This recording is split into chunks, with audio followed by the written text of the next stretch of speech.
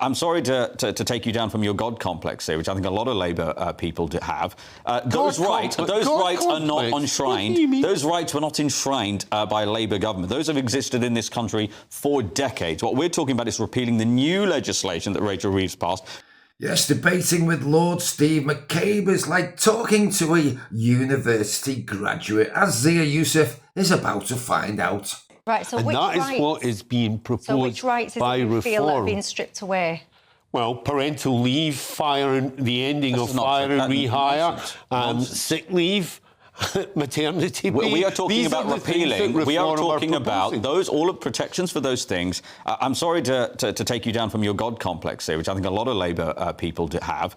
Those rights are not enshrined. Those rights were not enshrined by a Labour government. Those have existed in this country for decades. What we're talking about is repealing the new legislation that Rachel Reeves passed, which primarily brings the end, essentially, of an employer's ability. So what the situation that has now been created, and we actually speak to people who run businesses and hire people, including a lot of small and medium-sized businesses.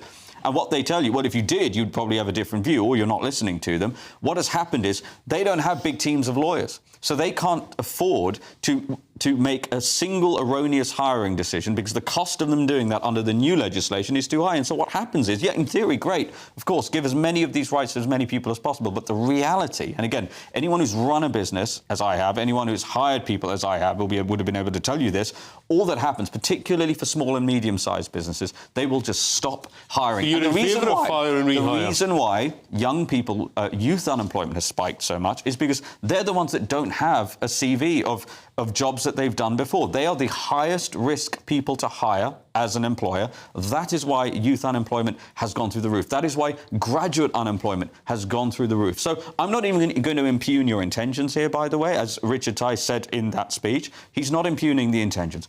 The point here is that anyone who has run a business and hired people and employed people could have told you the effect of the legislation that Rachel Reeves has passed and Labour have passed is the very opposite of what you intended. And you would do well, actually, to just say, you know what, employment's going through the roof, youth unemployment's going through the roof, rents are going through the roof, we're going to repeal it. Well, there's no point in me responding to that because you're simply arguing for taking us backwards. That is what reform wants to do.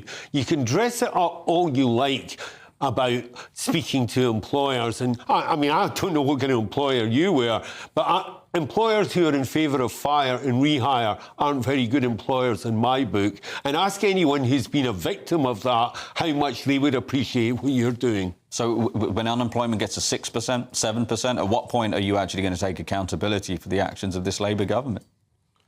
Well, unemployment will come down as the economy grows. That is the most obvious thing in the world. How is the economy going to grow when you're strangling businesses? It won't grow by stripping rights away from those at the bottom of the pile. This is what I mean about student politics. We're going around in circles here. If you were to extend your logic, right, then why don't you just legislate to make everybody a millionaire?